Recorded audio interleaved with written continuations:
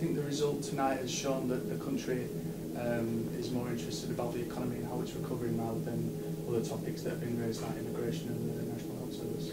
Well, the fact is, and the Prime Minister was at pains to make sure everyone understood this throughout the campaign, if you don't have a strong economy, you can't have a strong NHS, you can't have great schools, you can't defend your nation, you can't ensure that we have a pension that's good enough for people in retirement.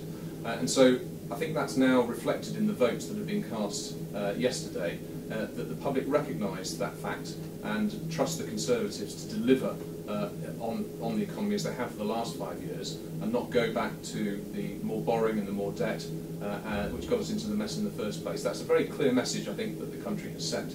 And so we will continue with that very meticulous but important, sometimes not particularly interesting, but vital plan to get our economy back to where it needs to be. We're the fastest growing economy anywhere in the biggest economies in the Western world. We created more jobs last year than the whole of Europe put together. Yorkshire created more jobs than France last year. I'd like to say Cheshire, but unfortunately Yorkshire's a bit bigger. But we also did our bit.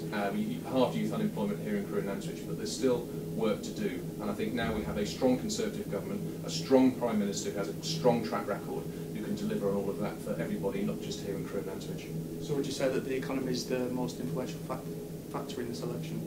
Well, clearly people have decided that the most competent party in delivering a strong and stable economy should remain in government, and that helps ensure that all the other things that we want, the investment in public services, the good schools that we all want our children to go to, can be delivered on the back of that strong economy. So I think it is a vote of confidence in not only what we've done in the last 5 years, but what we've set out for the next 5 years to make sure that Britain really is a brighter place to live in for those not just growing up now, but also in future generations.